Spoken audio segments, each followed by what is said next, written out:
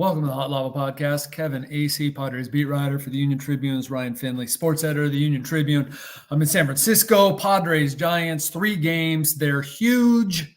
It's that time of year, Ryan. We could say like every game, huge. They're all huge. And that's where I want to start today is the playoff picture. We caught a little bit of a break yesterday. Not only did the Padres have a day off, but every team still battling for a wild card spot had the day off.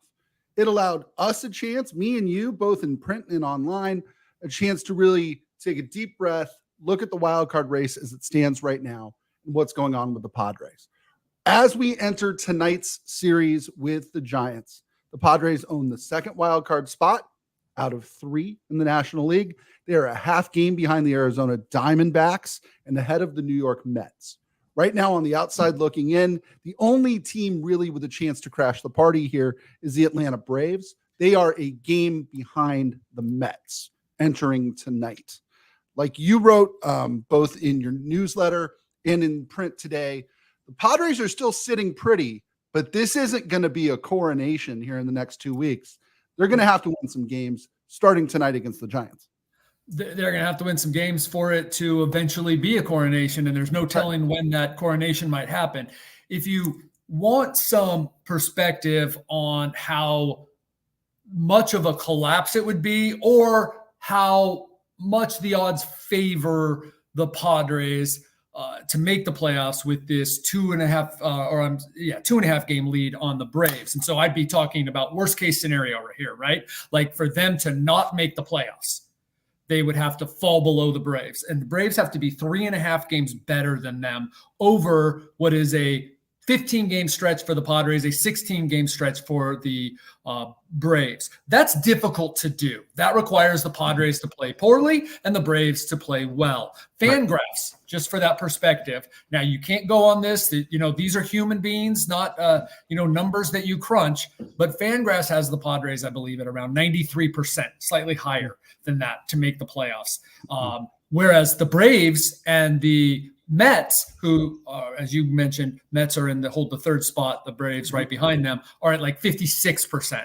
Right. So it's like a coin flip. Do the Mets or Braves make it? And then the Diamondbacks and Padres are both at I think the Padres are actually a little higher than the Diamondbacks. They have them.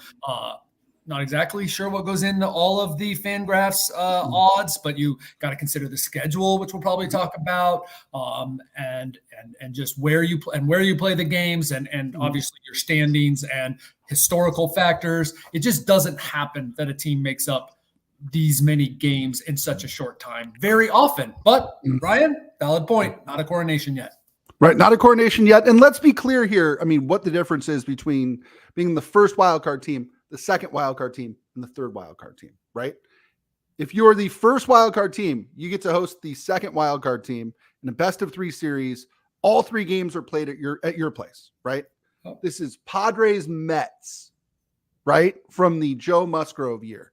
That's what that was. Okay. If you're the third wild card team, you play the division champion with the worst record, correct? In a best of 3 series at their place. Yes. And it does seem at this point that's the Brewers. Right. If you're the Padres, obviously the goal is to host, right? Yes. That is the goal in all of this. I know that this is speculation city right here. Would you rather face the Diamondbacks in Phoenix or the Brewers in Milwaukee? Brewers in Milwaukee. Padres match up well against the Brewers, have done well against the Brewers. I just would.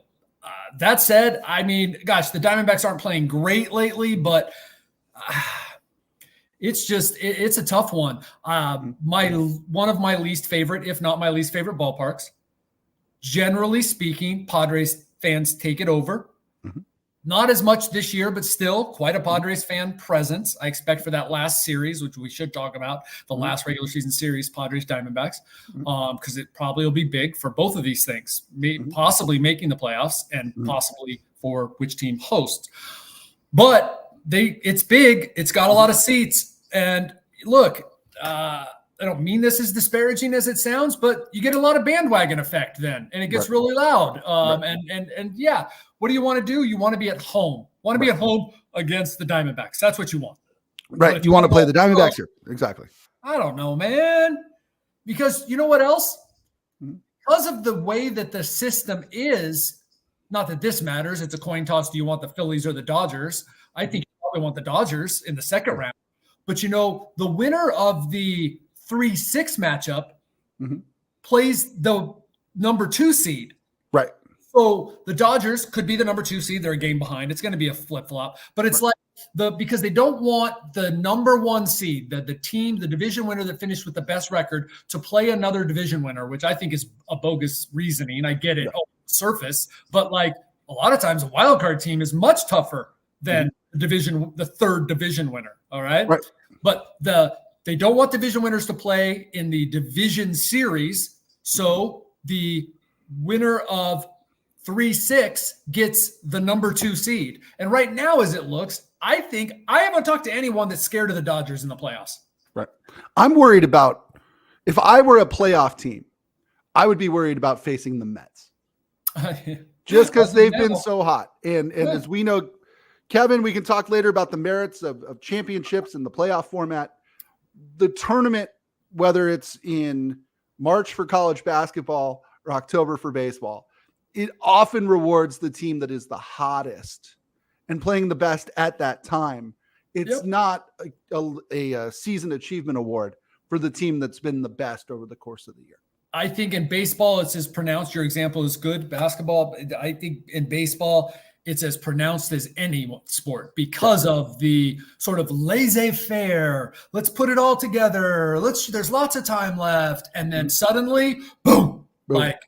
It's a different way that you manage. It's a different way you play. It's a different way the fans react. It's just so much more intense in the playoffs.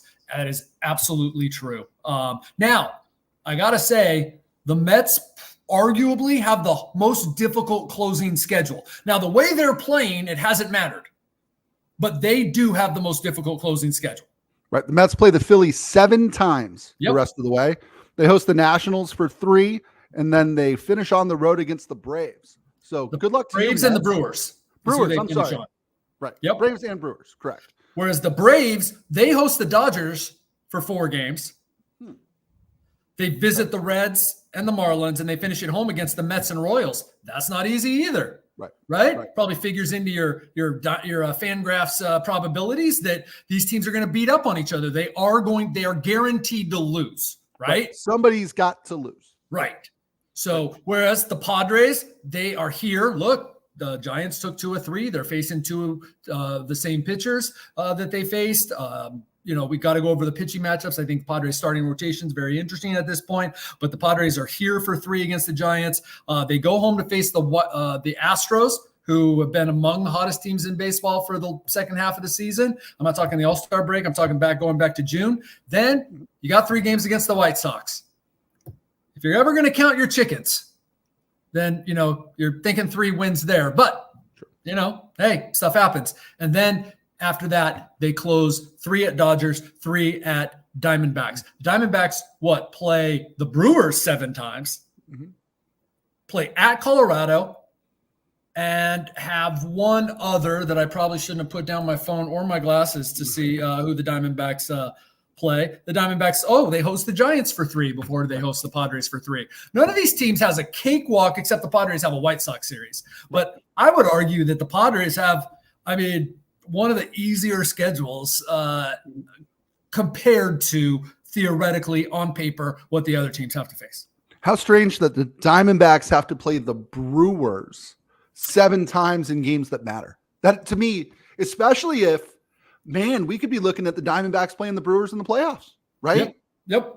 It's a really good point that you have some matchups that could absolutely repeat very soon. Heck, it looked maybe more likely before, but it certainly is the case that either the Padres and Diamondbacks are going to play back-to-back series at Chase Field, or the Diamondbacks are going to follow the Padres home to San Diego to play in the division series after they close out the season at Chase Field. So those could be happening, or the Diamondbacks Brewers.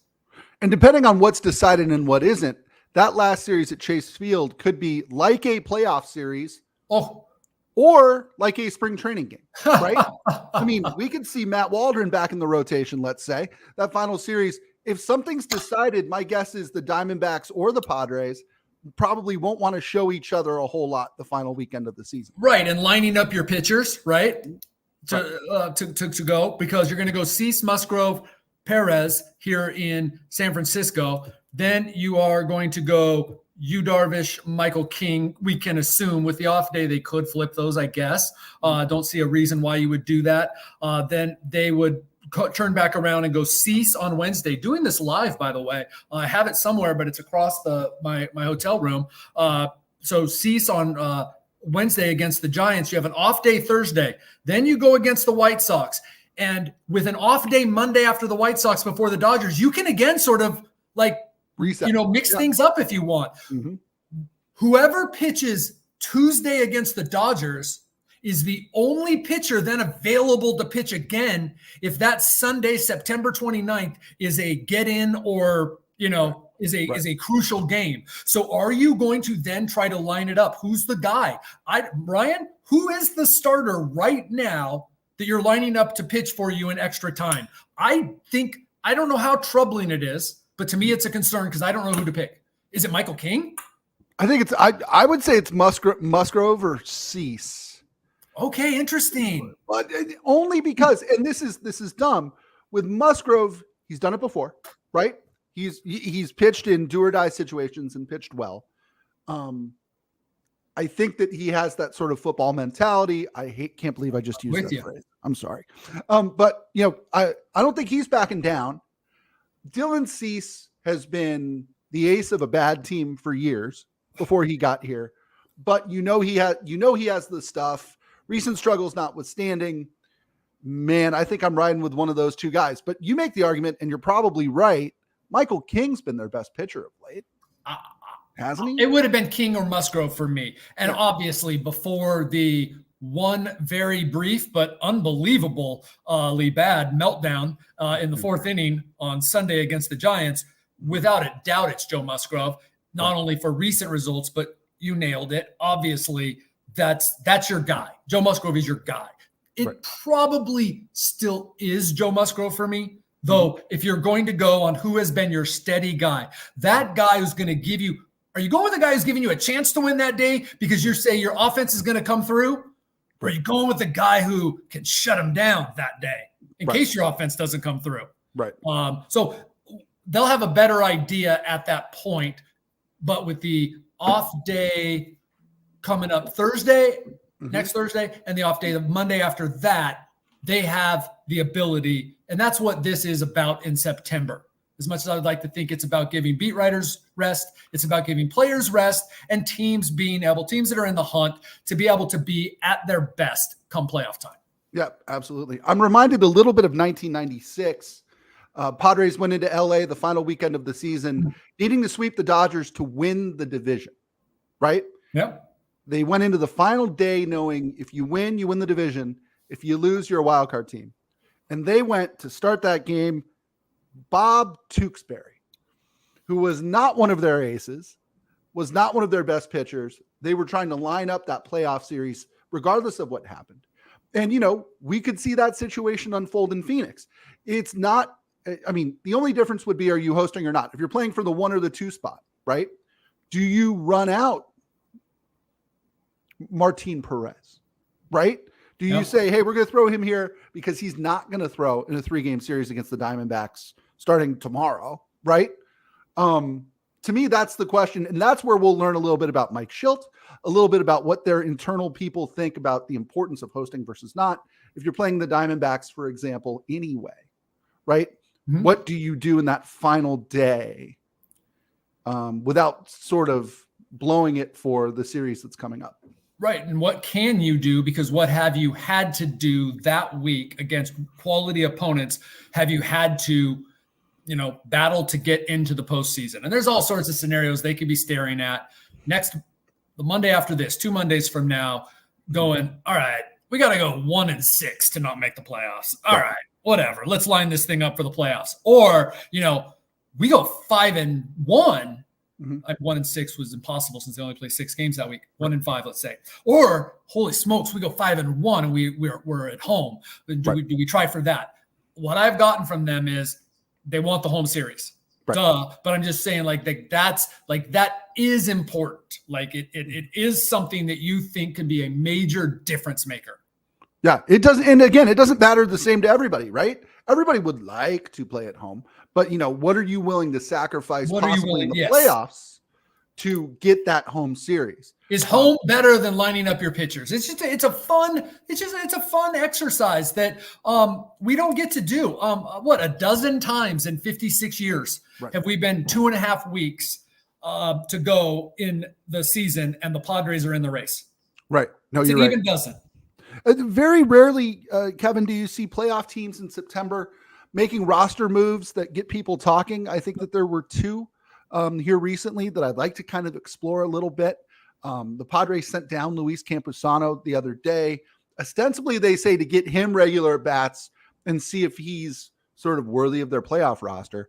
And instead, their backup catcher is now Elias Diaz, who they claimed when the Colorado Rockies released the former All-Star catcher earlier last month. What's the logic behind that? If you had a crystal ball, what do you think Luis Campusano's sort of immediate and distant future with the Padres looks like? Well, this is clearly Diaz's spot to win. Now, they could go with 3 catchers in the playoffs. They've done it the last 2 times. And remember, in 2020, such a weird season with all the wild cards, that they had a 3-game series there too. So in 20 and 22, they felt, so you're not going to need to, you can change how you have your bullpen. You maybe are feeling like, hey, our best bat, and I don't think it would be the case this time that Luis Campusano would actually add anything offensively. I think they probably only go with 2 catchers, but I'm saying that the option is there, that he could come back as a 3rd catcher, or I think that it's more likely that it's Higashioka and Diaz. And I think that's been the case. Mm-hmm. Look, this was telegraphed from the time Diaz was signed and then called up on September 1st. They just felt like, hey, let's keep Luis Campusano fresh and ready in case, look, maybe Diaz doesn't look good, right? Or maybe Diaz or Higgy gets hurt. And so you need Campusano and you need him to have been playing. So that's what the significance there was. I think that it is clearly Elias Diaz's job to lose. Right. Luis Campusano, for years we talked about him getting a chance. It seemed like he had an uphill climb with Bob Melvin, who is a catcher, and asked a lot of his catchers. Entering this season, this was going to be sort of the year of Luis Campusano, right? I mean, we wrote the story. People talked about it. Nobody was expecting Kyle Higashioka to do what he has done. Do you think that they have run out of patience? Obviously, not totally, but yes, to some extent, because he's a AAA and they signed Elias Diaz, who'd been released by the Rockies, has some upside, but really, I mean, they talk about it being the All-Star MVP. That's like, Ryan, like you could have been selected for the All-Star game and it was a 1-run game and no one did anything and you walked and you could have been the All-Star MVP, for goodness sake. He had a home run and it wasn't at Coors Field. So good for him. He was the All-Star MVP. But it's like, they talk about it like he won an MVP award 2 years ago. It's, he's a guy. He's a veteran guy. So clearly, I didn't mean that to be as disparaging as it sounded toward Diaz. I meant it to say they're choosing a guy over the guy who started their season as their primary catcher. And I think I always figured it would be like 65-35, something like that. 90 starts to 70 starts. And in the beginning, it was looking like it could be 100 starts to 60 starts, as in Campusano 100 starts, Higashioka 60. And around June, Campy started to he had started already a defensive and offensive sort of regression, and Higashioka started hitting bombs all over the place, or actually just to left field, but all the time.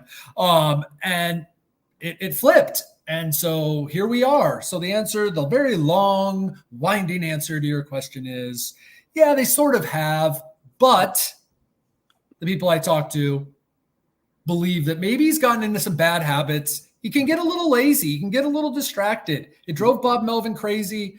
This regime certainly seems to have a little more patience with Luis Campusano. There's no harm in Luis Campusano coming back for spring training next year and seeing what's up. Right. And I think that there was a concession that they, at least internally, were ready to make at the start of the season, which was maybe you sacrifice a little bit with the defense because you know that the guy's going to hit. He hasn't hit. He's hit 220. There was a real split on that in terms of some saw him as a better, and talking about inside the organization, better offensively than defensively. Some saw it the other way, that he was better. I don't know. Maybe you could interpret that he's mediocre at both. They like him a lot. There's a lot to like. Mm-hmm. This is also the big leagues, and a catcher who has to be involved in every single pitch has a very high propensity for this one, being distracted, this one not being locked in, this one instance of not being perfect. You have a much higher probability of affecting the game. Yep. I was watching a game when they were in Tampa with a group of people, and Luis Campusano's name came up because a couple balls went to the backstop that you would think most catchers would stop. Now, he could have been having a bad day, but the reality is this is an organization and a manager in Mike Shildt that he's going to use everybody, but he's got to trust you.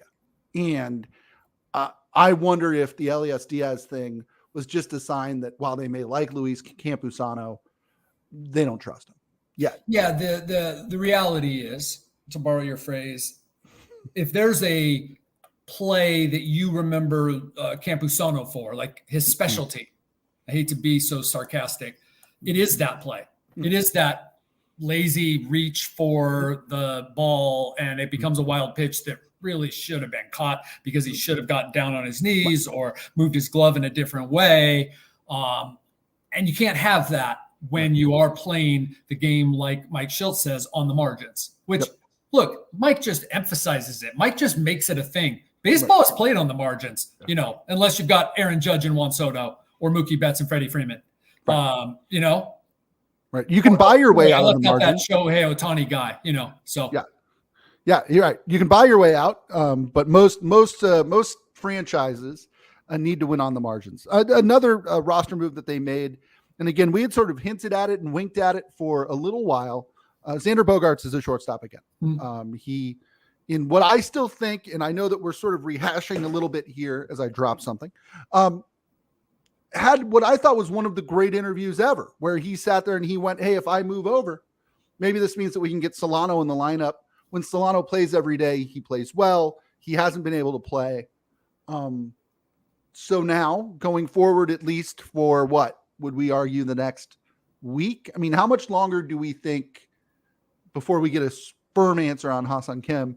And do you anticipate this being sort of the case for the rest of the year?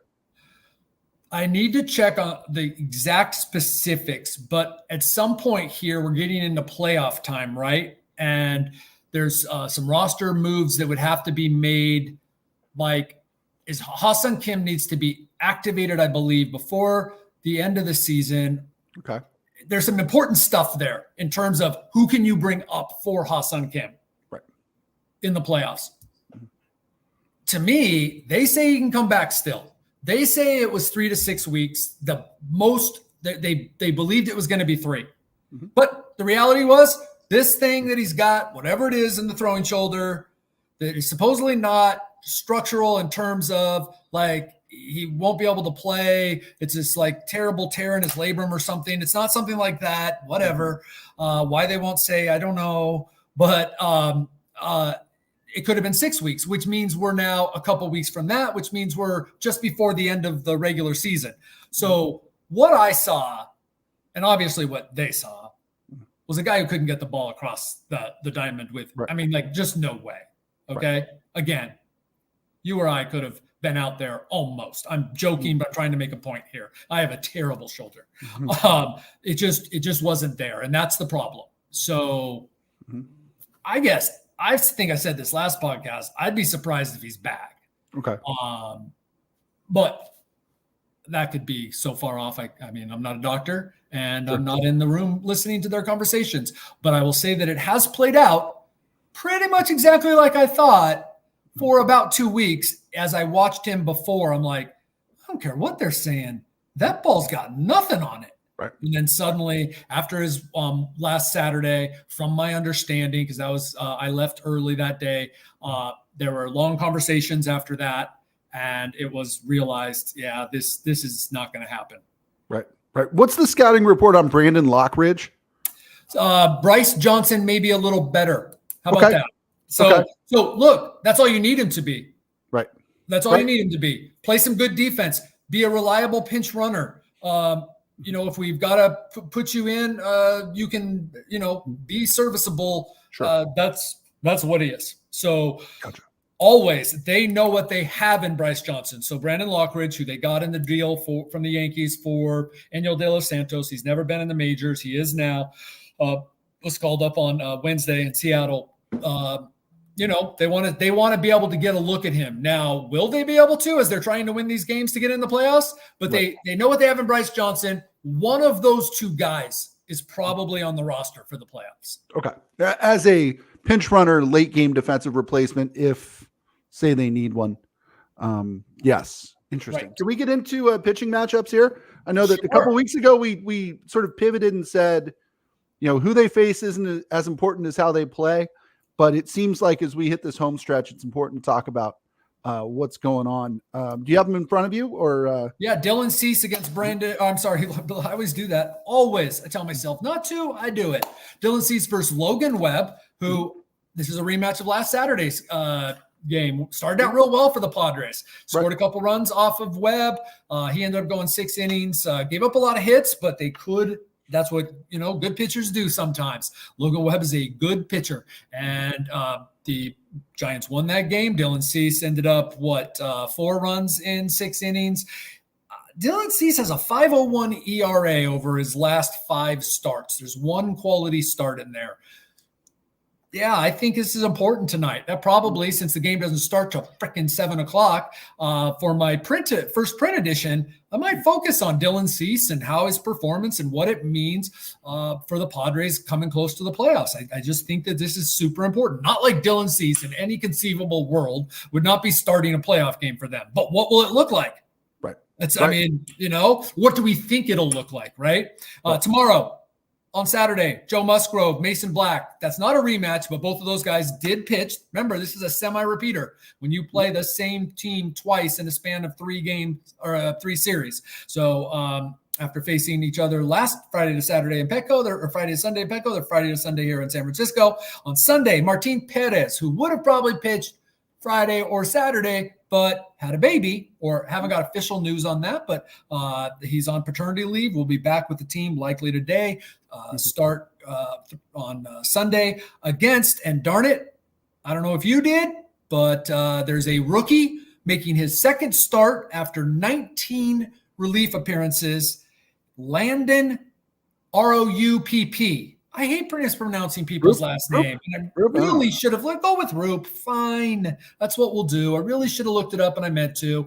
But this kid actually held the Brewers to 2 runs on 5 hits over 5 innings. I think it was Tuesday. Okay. So, we'll see. That's some good analysis too. We'll see.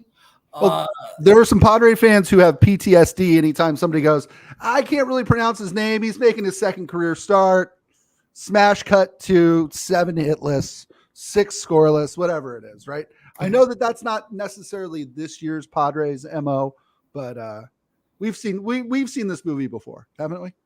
Yeah, and this is one of those. I mean, look, Black, after the Padres got 3 runs off him in the first, he settled down. They drove him away in the 5th with another run, but between that, I think they got 1 hit in 3 innings.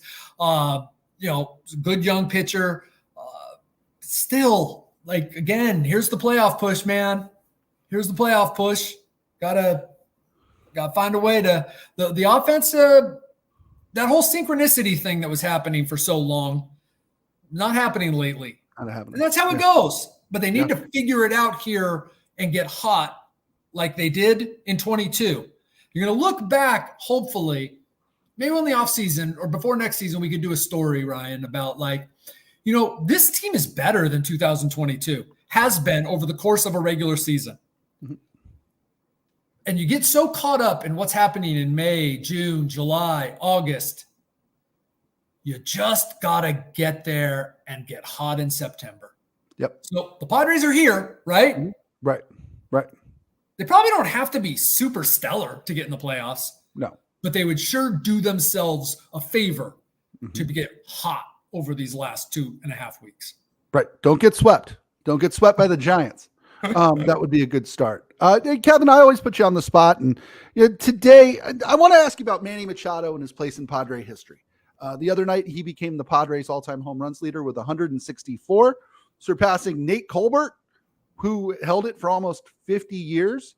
The Adrian Gonzalez, the criminally underrated Adrian Gonzalez, was also near the top of that list. Does this mean that if Manny were to one day go into the Hall of Fame, is he a Padre more so than an Oriole at this point?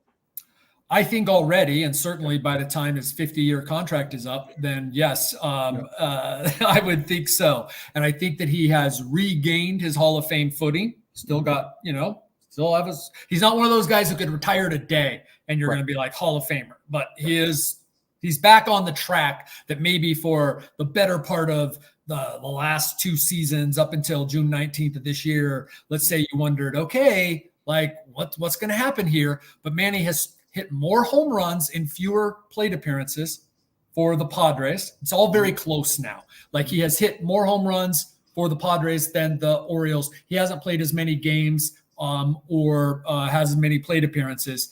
But Manny's becoming a more prolific power hitter. Manny is still playing fantastic defense. Manny still plays every day. I absolutely think he already has cemented himself as a Padre for the purposes of which cap you're going to wear. And obviously, by the end, he will have played for them. So 19 to 33, 15 seasons. Oh, my gosh, 15 seasons. There's going to be, at the end, let's say that Manny doesn't tail off horribly, right?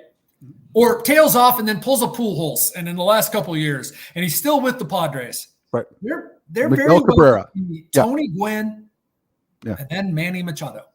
That was going to be my follow-up question, which is, as it stands today, is he a top 5 Padre of all time? I would say yes. I would say maybe he's like 3rd or 4th right now. Behind the 2 guys who have the statues in the outfield. Since longevity is required, and there's not a whole lot of that in this organization, right? Right. Man, Kurt Kinney did something about the Padres and their place in terms of they're like last in the league or something, in terms of home run sluggers, like with the teams, home runs with the team. But man, they've had some sluggers. They've had some guys. Willie McCovey, he was somebody. Dave Winfield. Yeah. Dave Winfield, that changed my life. I was very young when I learned, let's root for either teams or we root for players, right? We don't become attached to players on teams. Right. My life would have been a lot easier had I learned that, Kevin.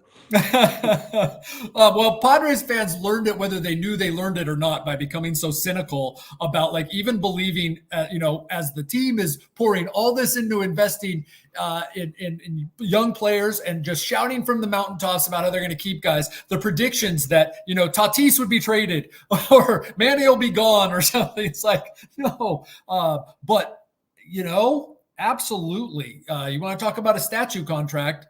I without a doubt, Manny Machado he's a Padre, and he is a special player. The amount that he affects this team is real. It's really something. The one thing missing with him right now is a deep playoff run. And if he can get hot, and the one thing we've learned, right? We've analyzed this team to death over the course of the last 2 seasons. Sometimes it's as simple as when Manny's going good, they're going good, right? that's, I guess, the point that I was trying to make. Like, Right. Manny can go in some slumps, man. Manny can be terrible with runners in scoring position for a player that you're so used to being great, right? But he also gets incredibly hot. And when he's good, the Padres are good. And I have done the research of, like, that is not true of every player. Of course, if Aaron Judge hits 2 home runs, the Yankees win more often than not. Sure. But the Padres go as Manny goes. It's really something. Absolutely. Hey, we're pushing up against sort of our limit here. We're at 35 minutes. This is bonus baseball talk. I love it.